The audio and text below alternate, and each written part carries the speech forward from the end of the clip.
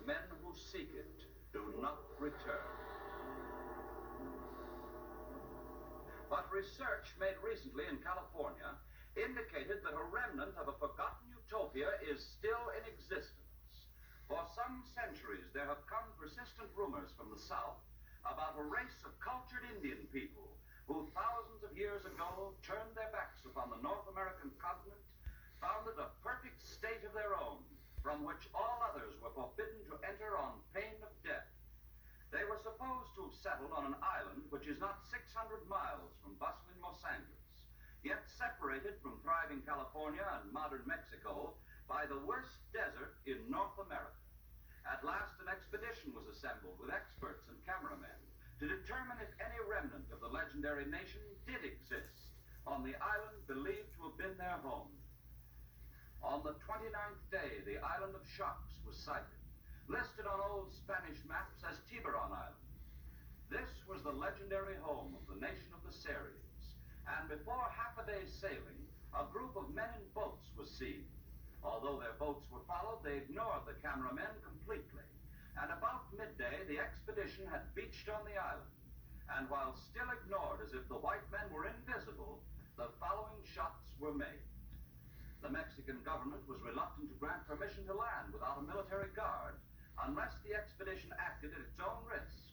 But as natives will never give information to soldiers, the risk was taken.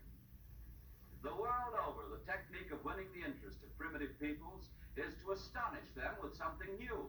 In this case, the children were first won over by the flying of the box kite, which was carried for deep-sea fishing. When the word Seri was used, these Indians nodded, which meant that definitely they were descendants of the great Seri nation.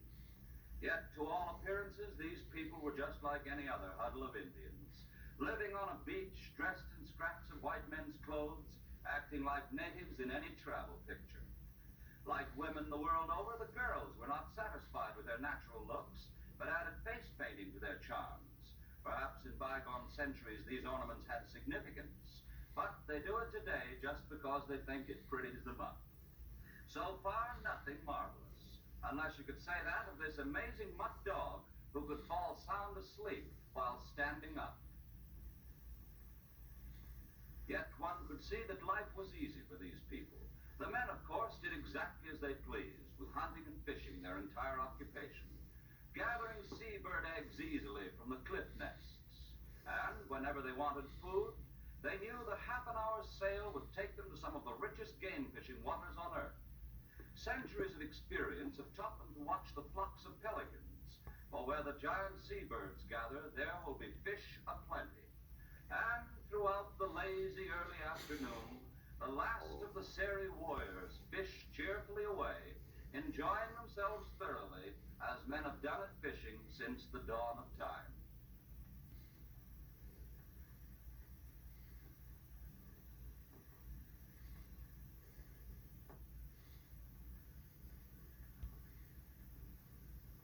Yes, life is still pleasant in this remnant of a lost utopia. The smallest fish weighing 70 pounds apiece, and all the turtle soup and turtle steaks a man can eat, a delicacy which costs $2 a plate in New York. Here, simply a staple of diet, with not even the turtle seeming to care. And so, to dinner. Could this tiny handful of none too clean natives, scooping up mouthfuls of turtle stew out of pots traded from white travelers, actually be the last of the mighty Seris? After dinner, instead of doing anything romantic or picturesque, they simply settled down to a game of cards, a sort of aboriginal strip poker, it appears, and with the greatest pleasure in the world, they ended up the hour with the most popular pastime in the world, gambling. But certainly we had failed to find signs of a great nation, so it was determined to sail away in the morning. And had that taken place, these pictures would never have been released. At dawn, however, a startling thing occurred. The vultures had feasted all night on a pile of fish heads and reeking turtle shells. And while photographing this, a skinny, expressionless-faced man appeared. And after the vultures had flown screeching away, he squatted down to take his own food from the pile. Here it was realized that behind the aimless exterior lay ancient laws. For some nameless offense, here was a man condemned to eat carrion after the vultures themselves. There was some hidden fact about these children, too, for every native on the island treated them with reverence, let them do just what they pleased. It seemed as if they worshipped the children and almost despised themselves. For hours, the expert tried to gain more secrets of the tribe, but it appeared that a few years ago, the eldest member was entrusted with the records and religion of their people. He alone knew all the secrets. Yet, as he came close, it was seen that they had deliberately cut out his tongue and blinded him, sealing up their history for all time. But that night, as the Seris gave a sort of going-away party for the expedition, certain of the old songs were sung, and from these storytelling ballads, the translator was able to steal certain fragments of their history. Thousands of years ago, the great Seri race, numbering hundreds of thousands, grew contemptuous of all other peoples on the North American continent and set westward to found a nation of its own. The new land teemed with game. They irrigated the sands, built homes and temples of stone. They had an army to keep all strangers away. But in the centuries of strength and happiness, something died out of their hearts.